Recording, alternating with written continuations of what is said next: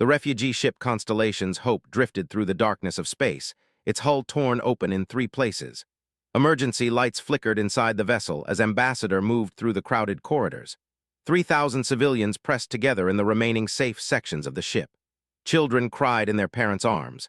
The elderly sat quietly, their faces showing the exhaustion of weeks running from their home world. Reached the bridge and looked at the damage reports. They were bad. Life support was failing in 2 sections. The engines could barely maintain half speed. The shields were completely gone. Behind them, 5 warships were closing the distance. They would catch up in less than 6 hours. "Ambassador, we have tried every communication channel," the ship's captain said. His voice was tired. "No one will help us. The Galactic Council says the frontier zone is too dangerous. They cannot risk sending military ships this far out." Felt her heart sink. They were a peaceful species. They had built their civilization on trade and diplomacy. When the Dominion invaded their home system, they had no weapons to fight back. They could only run, but there was nowhere left to run. "There must be someone," said. She looked at the star charts on the display screen. The frontier zone stretched before them, a region of space so hostile that most species avoided it completely. Radiation storms, gravity wells, fields of debris from ancient battles. It was the edge of known space where the civilized galaxy ended. "Ambassador," the communications officer spoke up, "there is one species that patrols this region." "Who?" "The humans." A cold feeling spread through Ruth's body. She had heard of humans. Everyone in the Galactic Council had heard of them. They came from a planet called Earth, a world so deadly that Council scientists classified it as a Class 12. The gravity alone would crush most species. The atmospheric pressure could kill. The radiation levels were extreme, yet somehow humans had evolved there and survived. When humans joined the Galactic Council 40 years ago, they were assigned to the frontier zone. Most species thought it was because the Council did not trust them. Others said it was because only humans could survive in such terrible conditions. Either way, humans had been guarding the most dangerous part of space ever since. "Are you certain we should contact them?" asked. Fear made her voice shake. Stories about humans were not pleasant. They were said to be aggressive, violent, and unpredictable. Their military ships were built like fortresses, designed to survive conditions that would destroy normal vessels.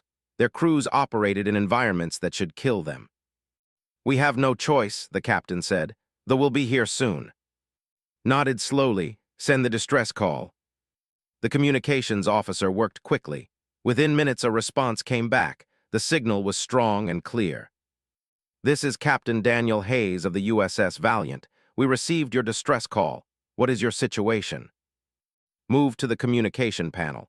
"Captain Hayes, this is Ambassador of the Republic. We are a refugee ship carrying 3,000 civilians. We are fleeing military forces. Our ship is badly damaged. We request sanctuary." There was a brief pause. Then the human captain spoke again. His voice was calm and steady.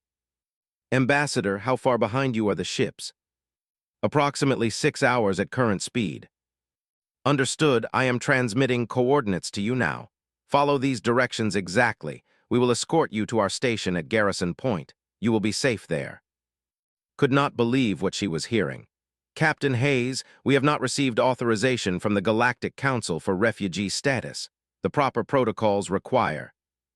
"Ambassador," the human interrupted her gently, "I do not care about protocols right now. You have 3,000 people who need help. That is all that matters. Follow the coordinates. We will meet you in 1 hour."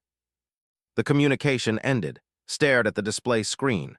The coordinates appeared, showing a path deeper into the frontier zone, into even more dangerous space. "Should we trust them?" the captain asked. Thought about the children in the corridors below. She thought about the ships behind them. She thought about how the entire Galactic Council had turned them away because helping was too difficult or too dangerous. "We have no other choice," she said. "Follow the coordinates." The Constellation's Hope changed course, limping toward the human rendezvous point. Watched the sensors carefully. After 40 minutes, a new contact appeared on the display. It was moving fast, coming straight toward them. "Is that though?" someone asked. "No," the sensor officer said. "The signature is different. It is human." The USS Valiant appeared on the... had seen many ships from many species during her career as a diplomat. She had never seen anything like this human destroyer. The ship was not elegant. It had no smooth curves or beautiful lines. It looked like a block of solid metal covered in thick armor plating. Weapons bristled from every surface. It moved with purpose, not grace. This was a ship built for one reason, to survive and fight in the worst conditions imaginable. Constellations hope this is the Valiant. We are moving into escort position. Stay close to us. We will protect you. Felt something strange. It was hope. Real hope for the first time in weeks. The human destroyer took position beside their damaged vessel. Could see the Valiant's hull more clearly now. There were scars on the armor, burn marks from weapons fire, patches where repairs had been made. This ship had been in many battles. Captain Hayes said, "They are sending a message. They demand we surrender to them immediately." "Ignore them," Hayes replied. "Captain, there are 5 warships. You are only one ship." "Ambassador, I have been fighting in the frontier zone for 12 years. I know what I am doing. Just stay close to us." On the sensor display, the ships were getting closer. They would arrive in less than 2 hours now. Watched as the human captain opened a communication channel to the fleet. "This is Captain Daniel Hayes of the human destroyer Valiant to military vessels. You are approaching a refugee ship under human protection. Turn back immediately." The response came quickly, a deep voice filled with amusement. "Human captain, you are one small ship. We are 5 heavy cruisers. We claim thee as property of the Dominion. Stand aside or be destroyed." Waited for Captain Hayes to negotiate, to ask for council mediation, to try diplomacy. Instead, his response was simple and cold. "I am giving you one warning. Turn back now. If you continue, there will be consequences." The commander laughed. The sound was cruel and mocking. "We do not fear humans. We will take what belongs to us." The communication ended. Felt panic rising. One human ship against 5 cruisers. It was impossible. They were all going to die. "Ambassador," Captain Hayes said, his voice was still calm. "I need you to trust me. Take your ship to these new coordinates. It will bring you to Garrison Point. Do not stop for anything." "What about you?" asked. "We will make sure they do not follow you." Understood. The human ship was going to fight, 1 against 5. They were going to sacrifice themselves to buy time for the refugees to escape. "Captain Hayes, you cannot." "Ambassador, I have my orders. Protect civilians at all costs. That includes you and your people. Now go, my crew and I will handle this." The Valiant began to move away from the Constellation's hope, positioning itself between the refugee ship and the approaching fleet. Watched the human destroyer grow smaller on the. Inside the Valiant, Captain Daniel Hayes looked at his crew. Lieutenant Lisa Monroe sat at the tactical station, running weapons diagnostics. Commander Jake was in engineering, checking the armor integrity and power systems. Every member of the crew was at their post, calm and ready. "Captain, the fleet will be in weapons range in 30 minutes, Monroe reported. "Good," Hayes said. "Let them come. They have never fought humans before. They are about to learn why we patrol the frontier zone." Hayes looked at the sensor display showing the 5 heavy cruisers. They were larger than the Valiant. They had more weapons. They probably had better shields and faster engines. But they had never fought on a. They had never struggled against their own planet just to survive each day. They did not know what it meant to refuse to give up, no matter how bad the situation became. They were about to face humanity, and humanity did not abandon people who needed help. The Constellation's hope followed the coordinates that Captain Hayes had given them. Stood on the bridge, watching the sensor display as they moved deeper into the frontier zone. The radiation levels were climbing. Any normal ship would have turned back already, but the human coordinates led them straight through the danger. "Ambassador, we are detecting a structure ahead," the sensor officer said. "It appears to be the human station." Garrison Point appeared on the and felt her breath catch. The station was built inside an asteroid field, surrounded by a radiation belt so intense that it glowed on their sensors. No council species would ever build in such a location. It would be suicide. But humans were not like other species. The station itself was massive, constructed directly into the largest asteroid. Weapon platforms dotted the surrounding space. Docking bays were carved into the rock. It was not beautiful. It was functional and strong, designed to survive in the most hostile environment imaginable. "Constellation's hope, this is Garrison Point Control. We are clearing Docking Bay 3 for your arrival. Adjust your approach to the following vector." The refugee ship followed the instructions carefully. As they entered the asteroid field, saw other human ships. 2 frigates patrolled the perimeter. A supply cruiser was docked at the station. These were not the largest ships in the galaxy, but they all shared the same design philosophy: thick armor, redundant systems built to endure. The Constellation's hope settled into the docking bay, could feel the artificial gravity change as they connected to the station. It was heavier than normal, much heavier. Humans lived under stronger gravity because that was what their home world had taught them. "Ambassador," a voice came through the communication system. "This is Admiral Karen Price, commander of Garrison Point. Welcome to human territory. We are preparing facilities for your people now. Medical teams are standing by." Felt relief wash over her. They had made it. They were safe, at least for now. The docking bay doors opened and let her people out of the damaged ship. The gravity hit her immediately. It was difficult to walk. Each step required more effort than normal. The air pressure was also different, slightly higher. They were adapted to gentler conditions. But then she saw the humans waiting for them. A team of medical personnel rushed forward, led by a man with kind eyes. "I am Dr. Carter," he said. His voice was gentle despite his imposing size. All humans seemed large compared to the, "Please bring your injured to the medical bay. We will help everyone." The human medical teams moved quickly and efficiently. They carried stretchers for those who could not walk in the heavy gravity. They distributed breathing assistance devices to help with the air pressure. They worked with a calm determination that had never seen before. "This way, Ambassador," another voice said, turned to see a human woman in a military uniform. "Admiral Price is waiting for you." Followed the woman through the corridors of Garrison Point. The station was clearly military in nature. Everything was reinforced and practical. There were no decorations, no artwork, nothing unnecessary, but it was also clean and well-maintained. This was a place where people lived and worked, not just a fortress. They reached a command center and saw her for the first time. Admiral Karen Price stood at a tactical display, reviewing information. She was older than the other humans had met, with gray hair and lines on her face that spoke of years in difficult service. When she turned to greet, her eyes were sharp but not unkind. "Ambassador, I am glad you made it safely." Admiral Price gestured to a chair that had been adjusted for physiology. "Please sit. I know our gravity is difficult for your people." Sat gratefully. "Admiral, I do not know how to thank you. Captain Hayes and the Valiant are engaging the fleet as we speak," Price finished. She brought up a display showing the tactical situation. 5 dots representing cruisers surrounded one smaller dot, the Valiant. "How can one ship fight 5? Asked. Fear filled her voice. "The captain is going to be killed." Admiral Price smiled slightly.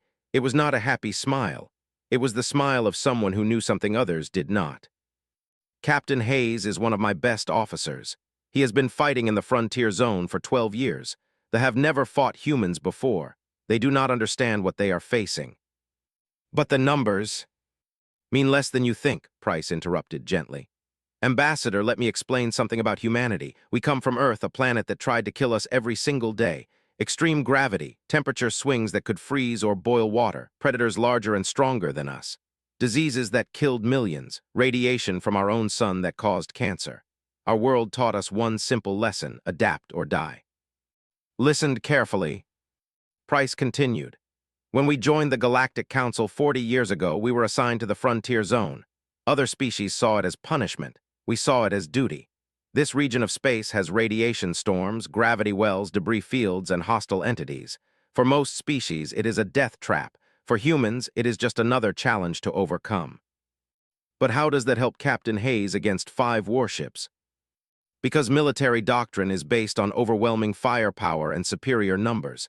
They have never needed to develop tactics for close-range combat or extreme conditions. They have never fought an enemy that refuses to quit no matter how much damage they take." Price pointed to the display.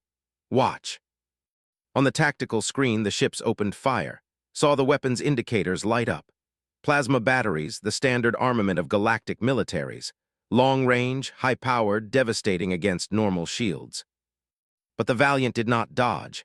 It did not deploy defensive maneuvers. The human destroyer accelerated straight toward the nearest cruiser, moving directly into the weapon's fire. "What is Captain Hayes doing?" asked in horror. "He is flying into their attack." "He is closing the distance. Price said calmly. Human ships have armor designed to survive atmospheric re-entry at emergency speeds. Those plasma batteries will damage us, but they will not stop us. They do not know that yet. Watched as the Valiant took hit after hit. The ship's armor absorbed the plasma blasts, scarring and burning but holding together.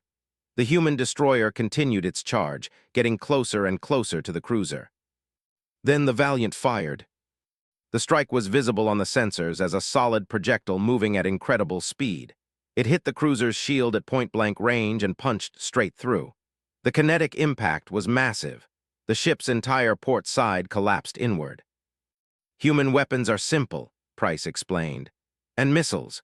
They require close range, but they deliver raw physical force. Shields are designed to dissipate energy weapons, not stop solid projectiles moving at orbital velocities. The cruiser drifted, its power systems failing. One ship down, 4 to go. But now the other vessels were adjusting their tactics. They began to focus their fire on the Valiant, trying to overwhelm the human ship with combined firepower. Captain Hayes will take heavy damage, Price said, but watch what he does next.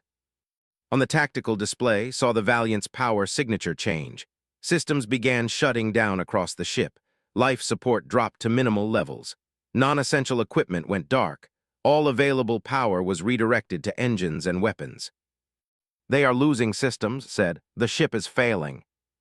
No, Price corrected her. They are adapting. Every human ship has redundant systems built in layers. We can operate with half our equipment offline because we design for failure. Captain Hayes is sacrificing comfort for combat effectiveness. The Valiant's crew was now operating in near-vacuum conditions inside their own ship. They wore emergency suits and worked at their stations with minimal life support. Any other species would be incapacitated. Humans just kept working. 2 more human ships appeared on the tactical display. The frigates from Garrison Point were joining the battle. USS Defender and USS Ranger are engaging, Price said. Together, they will create a crossfire pattern. The shields are strong, but they cannot protect against attacks from multiple angles at close range. The battle continued for over an hour. Watched in amazement as the human ships took punishment that should have destroyed them but kept fighting. When the Valiant's main weapons officer was injured by flying debris, Lieutenant Monroe took over the weapons controls without missing a single shot. They began to show signs of trouble. Their ships were powerful, but they were designed for quick, decisive battles. Human vessels built to operate in the frontier zone for months without resupply just kept going. Every system had a backup. Every crew member could do multiple jobs. Then Captain Hayes made his final move. The Valiant accelerated to full speed and rammed directly into the flagship. Both ships spun out of control, locked together by the impact. "No," cried out. But the Valiant's armor held. The human ship's structure was designed to survive impacts that would shred normal vessels. The flagship's shields collapsed from the collision, and the Defender finished it with a missile strike. The remaining 3 cruisers broke formation and fled. The battle was over. Sat in shock, 3 human ships had defeated 5 heavy cruisers. It should have been impossible. 3 days after the battle, Garrison Point was a different place. The human station had transformed from a purely military outpost into something more. Refugees worked alongside human crew members, helping however they could. In the medical bay, Dr. Carter taught healers about human emergency medicine while learning about their own medical techniques. Walked through the corridors, still struggling with the heavy gravity but getting stronger each day. She passed a section where human engineers were working with technicians to repair damaged systems from the constellation's Hope. Commander Jake stood at a workstation, explaining something to a young engineer. "You see, we do not design for efficiency. We design for survival. Every critical system has 3 backups. If the main power fails, secondary kicks in. If secondary fails, tertiary takes over. If all 3 fail, we have emergency batteries that can run life support for a week." The engineer looked confused. "But that is so much redundancy. It wastes space and resources." Smiled. "On Earth, we have a saying, hope for the best, prepare for the worst. In the frontier zone, things go wrong all the time. Radiation storms fry electronics. Debris punctures hulls. Equipment breaks down. We build everything assuming it will fail, so we are ready when it does." Continued walking until she reached the observation deck. Captain Daniel Hayes stood there looking out at the stars. His ship, the Valiant, was docked nearby, undergoing repairs. The armor plating showed fresh scars from the battle. "Captain Hayes," said quietly. Hayes turned and nodded. "Ambassador, how are your people settling in?" "They are safe thanks to you and your crew," moved to stand beside him. "I wanted to ask you something. Why did you help us? You violated Galactic Council protocols. You risked your ship and crew. You could have turned us away." Hayes was quiet for a moment. Then he spoke in a thoughtful voice. "Ambassador, I grew up on Earth. When I was a child, my family lived in a coastal city. One year, a massive hurricane hit us, Category 5, the kind of storm that flattens everything in its path." He paused, remembering. "Our house was destroyed. My parents, my sister, and I huddled in an emergency shelter for 3 days. We had no food, limited water, and we did not know if we would survive. But then rescue teams came. Regular people who risked their own lives to help strangers. They pulled us out of the ruins and gave us shelter, food, and hope." Hayes looked at. "Those rescuers did not ask if we had proper authorization. They did not check if helping us followed the correct protocols. They just helped because it was the right thing to do. That is what humanity learned on Earth. When someone needs help, you help them. Everything else is just paperwork." Before could respond, an alarm sounded throughout the station. Admiral Price's voice came over the communication system. "All personnel to alert status. We have incoming ships, multiple contacts, unknown affiliation." Felt fear grip her hearts. They have returned. Hayes was already moving toward the command center. "Come with me, Ambassador." They reached the command center quickly. Admiral Price stood at the main tactical display, surrounded by her officers. Lieutenant Lisa Monroe was analyzing the sensor data. "Report," Price ordered. Monroe highlighted the contacts on the display. "Admiral, we have 15 ships approaching from multiple vectors. They are not. Identification shows they are refugee vessels from at least 6 different species. They are broadcasting distress calls." 15 ships, Price repeated. "All refugees." "Yes, ma'am. They are requesting sanctuary. They say they heard about what we did for the. They are fleeing expansion in other sectors." Moved closer to the display. She recognized some of the ship signatures: trading vessels, agricultural ships, passenger cruisers, all peaceful species, all running from the Dominion's aggressive expansion. "How many people total?" Price asked. "Approximately 8,000 civilians, Admiral." Price was silent for a long moment, could see the weight of the decision on the Admiral's face. Garrison Point was designed to support maybe 500 humans in a military operation. They already had 3,000 refugees. Adding 8,000 more would strain every system to the breaking point. "Admiral," Monroe said quietly, "we also have another problem. A Galactic Council investigation team is approaching. They will arrive within the hour." "Perfect timing," Price said with a dry tone. She looked at Hayes. "Captain, what do you think?" Hayes did not hesitate. "We let them in, Admiral, all of them. We figure out the logistics later." "That is against regulations," Monroe pointed out. "Harboring unauthorized refugees without council approval could result in sanctions against Earth. Against you personally, Admiral." "I am aware of the regulations, Lieutenant." Price studied the display showing the 15 refugee ships. Families, children, innocent people fleeing violence. "Open a channel to the refugee vessels." The communication officer worked quickly. "Channel open, Admiral." "This is Admiral Karen Price of the Human Frontier Fleet. All refugee vessels, you are cleared to approach Garrison Point. We will provide sanctuary. Follow the coordinates we are transmitting and stay in formation. You are under human protection now." The responses came quickly, filled with gratitude and relief in a dozen different languages. The refugee ships began moving toward the station. "Admiral," Monroe said, "the Council investigation team is hailing us." "Put them through." The activated, showing a pompous-looking official. He had elaborate clothing and an expression of superiority that recognized immediately. This was Magistrate, one of the most senior Council bureaucrats. "Admiral Price, I am Magistrate. I am here to investigate reports of unauthorized military action and violation of refugee protocols.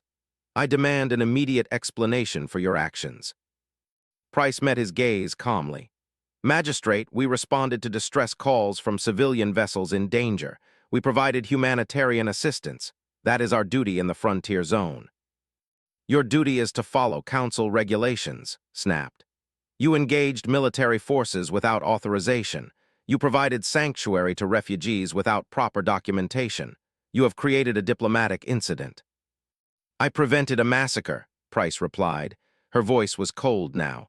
3,000 civilians would be dead if we had waited for council approval. His expression darkened. That is not your decision to make, Admiral. I am placing you under formal investigation. You will be required to testify before the council, and you may face court-martial for your actions. Could not stay silent any longer. She stepped forward into the view of the screen. Magistrate, this is Ambassador of the Republic. I must speak on behalf of my people. Looked annoyed. Ambassador, this is an internal military matter. No, interrupted.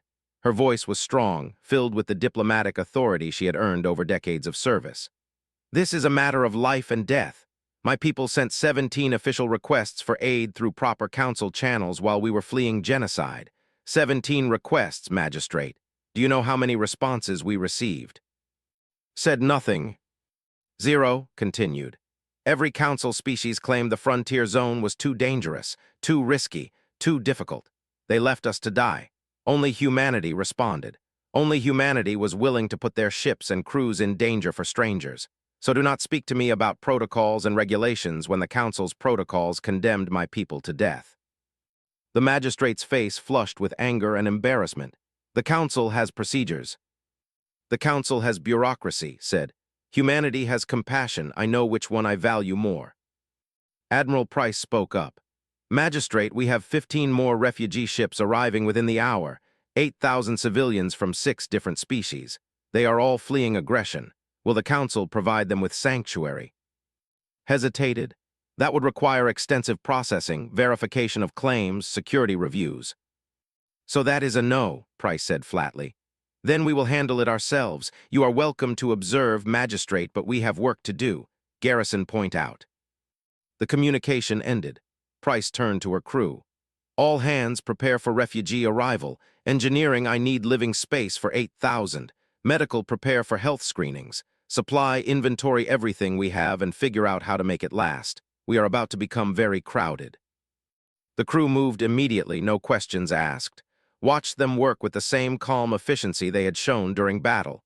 These humans did not panic. They adapted. Over the next 6 hours, Garrison Point became organized chaos. The 15 refugee ships docked in sequence. Humans worked alongside, and others to process the arrivals. Dr. Carter ran medical screenings with teams from multiple species. Commander coordinated engineering efforts to convert cargo bays and maintenance sections into temporary living quarters. Magistrate walked through the station with his investigation team, documenting everything. Noticed that despite his earlier anger, he seemed affected by what he was seeing. Humans helping aliens who spoke different languages, had different biologies, and came from different worlds. No one was turned away. No one was treated as less important.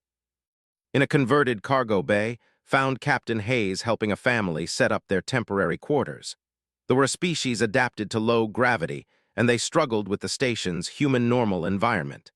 Hayes was installing support harnesses to help them move around more easily. Captain, you do not have to do this, the father said. You have already done so much. Hayes smiled. It is no trouble. Besides, my engineering skills need practice. Commander would never let me hear the end of it if I messed up a simple harness installation. The children laughed and saw something beautiful in that moment. Different species working together, helping each other. Not because regulations required it, but because it was right. Later that evening, stood with Admiral Price in the command center. Through the windows, they could see the crowded docking bays and the converted living sections. 11,000 refugees from 7 species, all crammed into a station designed for 500 humans. This is not sustainable, Price said quietly. We need more space, more supplies, more ships. I am sending a request to Earth Command for reinforcements. Will they approve it? Asked. I do not know. Earth government will have to decide if they want to commit more resources to the frontier zone, if they want to continue protecting refugees when it might anger the Galactic Council and the Dominion. Price looked tired but determined. But I believe they will, because humanity understands what it means to need help and have no one answer. Magistrate approached them. His earlier arrogance was gone, replaced by something else. Respect, perhaps. Admiral Price, I have completed my initial observations. He paused, seeming to choose his words carefully. What you have accomplished here is remarkable, controversial perhaps, against regulations certainly, but remarkable nonetheless. Thank you, Magistrate, Price said neutrally. 2 months passed, and Garrison Point continued to grow. What started as a military outpost had become a true community. Humans and 7 different alien species lived and worked together, sharing knowledge and resources. They contributed their advanced sensor technology. They brought agricultural expertise, helping to establish hydroponic gardens in converted sections. They offered diplomatic training and cultural exchange programs. But the situation was far from stable. Sat in what had become the council chamber, a large room where representatives from each species met to discuss issues affecting the refugee community. She was exhausted. Managing the needs of 11,000 people from different worlds was a constant challenge. Food preferences varied widely. Environmental requirements conflicted. Cultural misunderstandings happened daily. Yet somehow it worked, mostly because the humans refused to give up on making it work. The water recycling system is at maximum capacity, Commander reported during the morning meeting. We are processing waste water from 7 different biological systems. Some of the chemical compositions are not compatible. I need to redesign the filtration units. How long will that take? Admiral Price asked. 3 weeks, maybe 4. I will need help from the engineers. Their knowledge of molecular separation could cut the time in half. A representative nodded eagerly. We would be happy to assist. This was how things happen now. Problems arose, and different species worked together to solve them.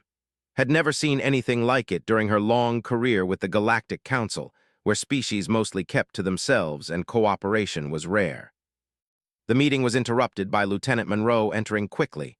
Her face showed concern. Admiral, we have a situation. Long-range sensors have detected a large fleet approaching our position. They are 20 warships. The room fell silent. Every species present knew what that meant. They were coming back, and this time they had brought overwhelming force. Admiral Price stood calmly, though could see the tension in her shoulders. How long until they arrive? 48 hours at current speed. Assemble all senior officers and ship captains in the command center. We need to plan our response. 20 minutes later, the command center was crowded with people. Captain Hayes stood beside the tactical display with the other human ship commanders. Was there, as well, along with Magistrate, who had remained at the station to observe the refugee situation. The display showed the approaching fleet in detail. 20 heavy cruisers under the command of Supreme General, one of the Dominion's most experienced military leaders. It was a force designed to crush any opposition.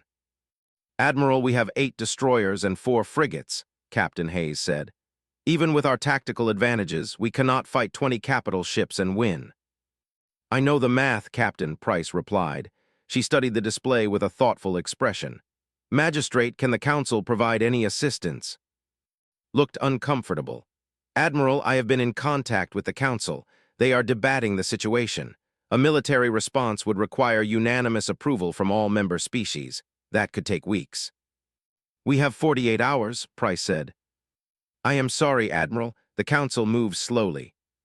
Felt anger rising. So once again, the Council will do nothing. They will sit in their comfortable chambers and debate while people die. Did not argue, he looked ashamed. Price turned to her officers. Then we fight with what we have, start planning defensive positions. I want every advantage this station and the surrounding asteroid field can give us. Admiral, Monroe spoke carefully. We should consider evacuation. The refugee ships could still escape if we... No, Price's voice was firm. We are not abandoning these people. They came to us for protection, and that is what we will provide. Over the next 2 days, Garrison Point prepared for battle. Every human ship was positioned strategically throughout the asteroid field. Weapon platforms were activated. The station's defensive shields were brought to full power. But everyone knew it was not enough. Watched the preparations with growing despair. She had seen human determination before, but this was different. This was hopeless, 20 against 12, that would overwhelm them through sheer numbers.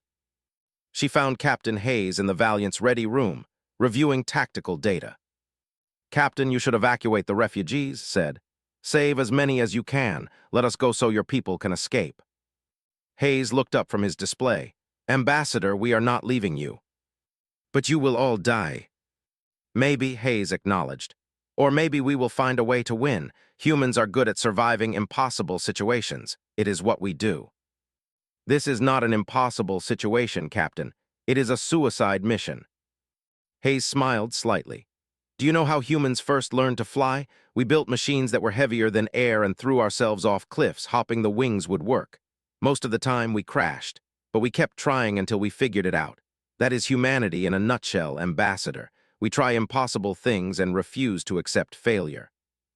Before could respond, an alert sounded. The fleet had arrived early. Everyone rushed to the command center. The tactical display showed the 20 cruisers arranged in a battle formation at the edge of the asteroid field. A communication request came through. "Put it on screen," Admiral Price ordered. The activated showing a commander. He was larger than the other had seen, with scars that marked him as a veteran of many battles. Supreme General. "Human Admiral, I am of the Dominion. You are harboring refugees who are now property of the Dominion. Surrender them immediately, and we will allow your forces to retreat." Price met his gaze without fear. "General, the people at this station are under human protection. They are not property. They are not bargaining chips. They are civilians seeking safety, and we will not hand them over to you." His expression hardened. "You have 12 ships against my 20. You cannot win." "Perhaps," Price agreed, "but we will make you pay dearly for every meter of space you take. We are humans, General. We evolved on a world that tried to kill us every single day. We learned to fight impossible odds and survive.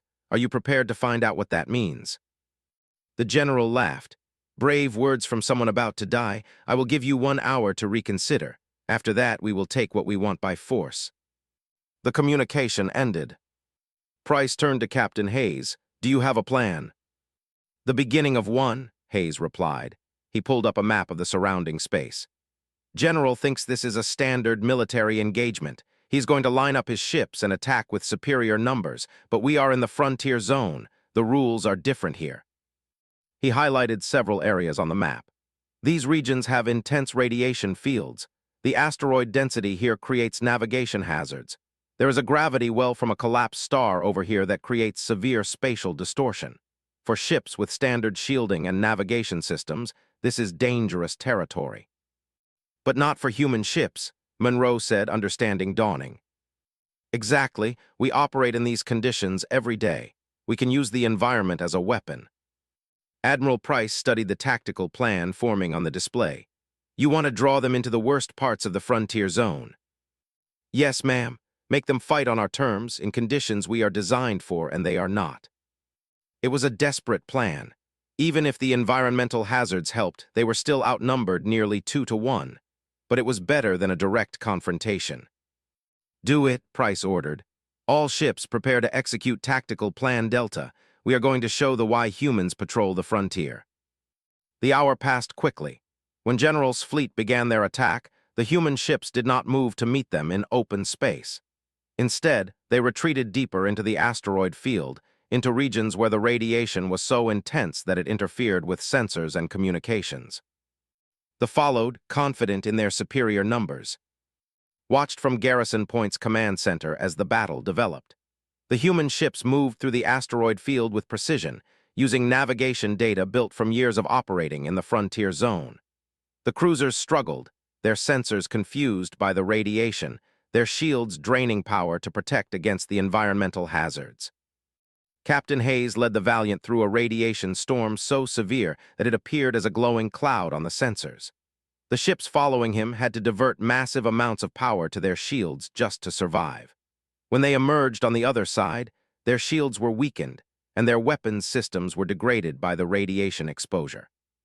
The Valiant struck hard and fast, tearing into the weakened shields. Throughout the asteroid field, similar engagements played out. Human destroyers and frigates used their knowledge of the terrain to set ambushes. They led ships into gravity wells that disrupted formation flying. They used dense asteroid clusters as cover, forcing the larger cruisers to maneuver carefully or risk collision. But they were learning. General began to adapt his tactics, pulling his ships back and using long-range bombardment instead of close pursuit. The human advantage was shrinking. "Admiral, we have lost the frigate Defender," Monroe reported. "Direct hit to the reactor core. The crew evacuated, but the ship is gone." Price's expression remained calm but could see the pain in her eyes. "Acknowledged. Continue the battle plan." The fighting continued for 3 hours, brutal, grinding combat where every advantage mattered. The humans fought with determination and skill, but they had numbers and firepower. Slowly, inevitably, the human forces were being pushed back toward Garrison Point. Felt hopeless. She had believed in human strength, in their ability to survive impossible odds. But watching the battle unfold, she realized that sometimes determination was not enough. Sometimes the universe was simply too cruel and the odds too long. Then something changed on the tactical display. "Admiral, new contacts," Monroe said urgently. "Multiple ships entering the sector. Identification shows them as human vessels. It is a fleet from Earth." The arrival of Earth's reinforcement fleet changed everything. The forces, which had been pressing their advantage, suddenly found themselves facing fresh human ships with full weapons and shields. Admiral Victoria Grant's heavy cruiser, the USS Guardian, moved into position with overwhelming presence. Supreme General opened a communication channel. His confidence was gone, replaced by calculation. "Human Admiral, you have reinforced your position, but you are still outnumbered. I have 20 cruisers. Even with your new ships, you cannot win a prolonged engagement." Admiral Grant's face appeared on the...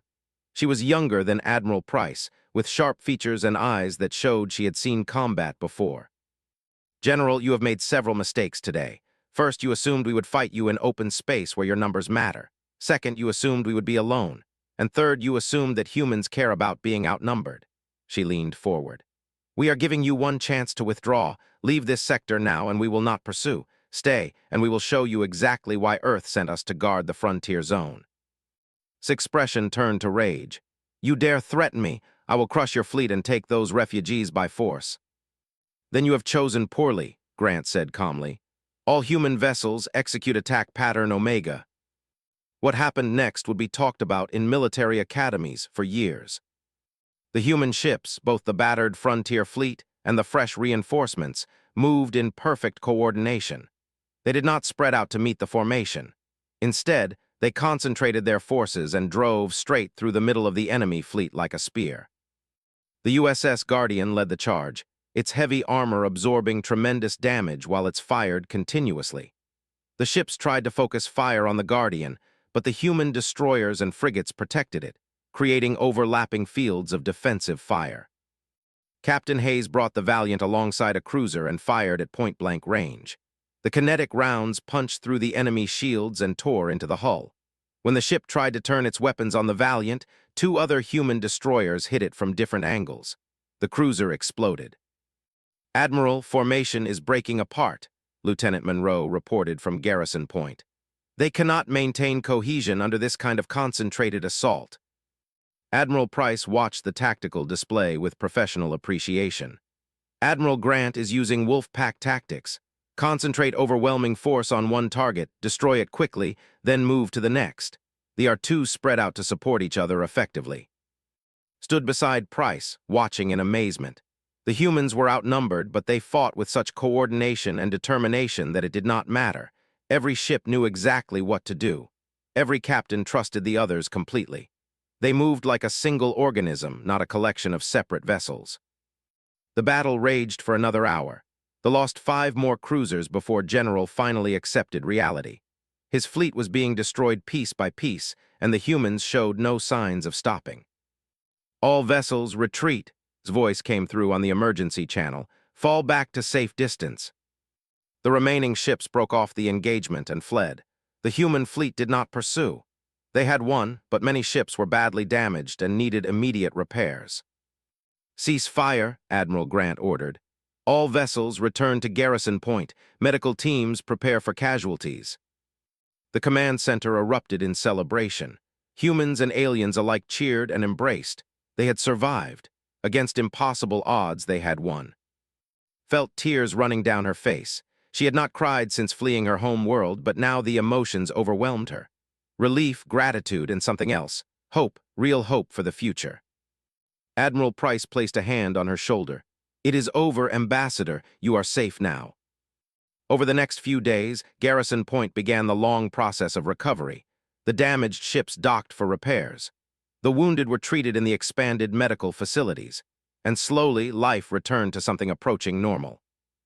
Met Admiral Victoria Grant in person when the Earth commander came aboard the station. Grant was impressive in her uniform, carrying herself with the authority of someone who had earned her rank through hard service. "Ambassador, it is good to finally meet you," Grant said, shaking his hand. "Your messages to Earth Command helped convince the government to send reinforcements. Your testimony about what Admiral Price and her people accomplished here made a difference." "I only told the truth," replied. "Your people saved us when no one else would." Grant nodded. "That is why I am here. Earth government has decided to formally recognize what is happening in the Frontier Zone. We are establishing the Frontier Coalition, an official alliance between humanity and the refugee species under our protection." She gestured to the crowded station visible through the windows.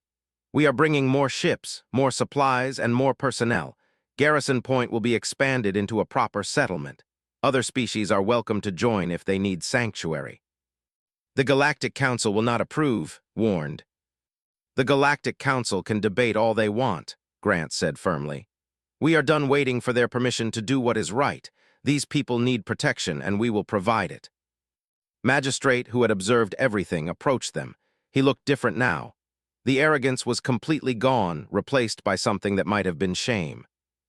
"Admiral Grant, I have filed my full report with the Council," said. "I have recommended that humanity be granted full authority to manage security and humanitarian operations in the Frontier Zone. I have also recommended that the Council provide material support for the refugee resettlement." "Will they approve?" Grant asked. "I do not know, but I will argue for it personally. What I witnessed here has changed my understanding of many things." He looked at Admiral Price. "I came here expecting to find violations of protocol and military overreach. Instead, I found something I have not seen in the Galactic Council for a very long time.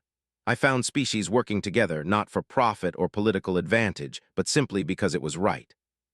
3 months later, Garrison Point had transformed completely. The asteroid station had been expanded with modular sections that provided proper living quarters for all 7 refugee species. Human construction teams worked alongside architects and engineers to create a true multi-species community. Walked through the new residential district, marveling at the changes. Children played in low-gravity recreation areas. Families tended to communal gardens that grew food for everyone. Technicians trained human engineers in advanced sensor theory while learning about redundant system design. She found Captain Hayes in one of the new observation lounges, looking out at the stars. His ship, the Valiant, was fully repaired now and looked as ready as ever. "Captain, I heard you received a promotion," said. "Commodore Hayes now." Hayes smiled. "Admiral Price insisted. Apparently leading successful battles against overwhelming odds gets you promoted in the human military." "You deserve it. You saved us all." "We saved each other, Ambassador. Your people have contributed so much to this community. The diplomatic training has helped us establish better communication protocols.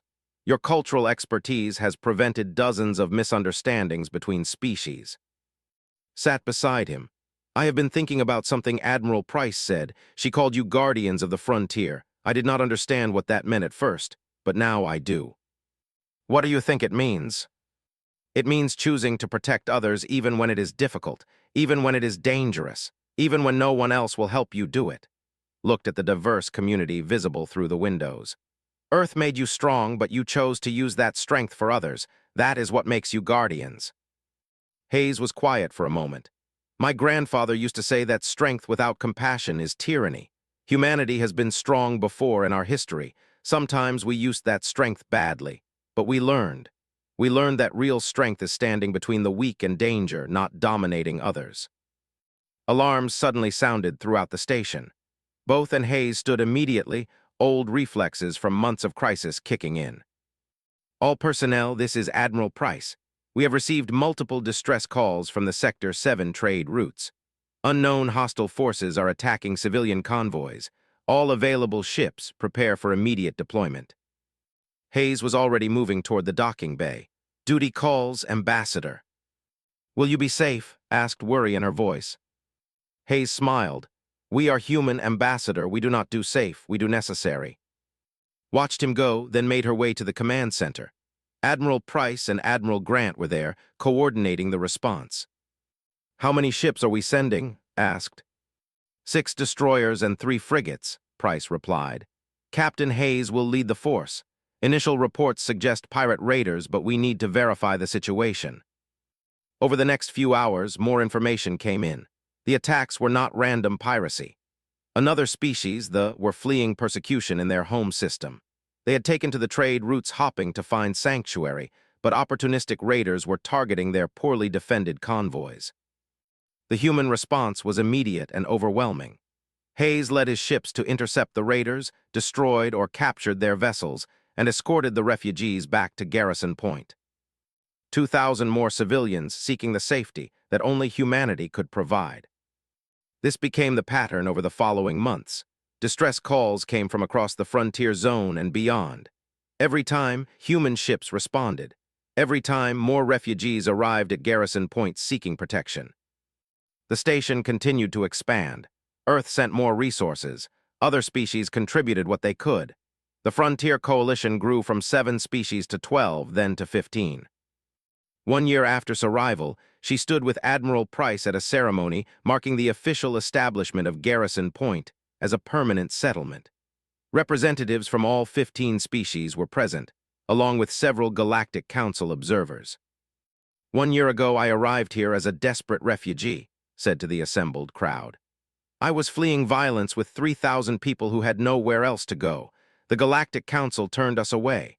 Every civilized species in the galaxy said helping us was too difficult, too dangerous, too inconvenient. She paused, looking at the diverse faces before her. But humanity did not turn us away. They risked everything to protect us. They fought impossible battles to keep us safe. They shared their resources even when they had little to spare. And they did it not because we could repay them, but because it was right. Gestured to the thriving community around them. Today, Garrison Point is home to over 20,000 people from 15 different species. We have built something remarkable here, a place where species work together, learn from each other, and protect each other. The Galactic Council could learn from what we have created. Admiral Price stepped forward. The Frontier Coalition stands as proof that cooperation is possible, that different species can live in peace and unity when they choose to focus on what brings them together rather than what separates them. Humanity is proud to be the guardians of this community, but we are not its rulers. Every species here has a voice. Every person here has value. She looked out at the crowd.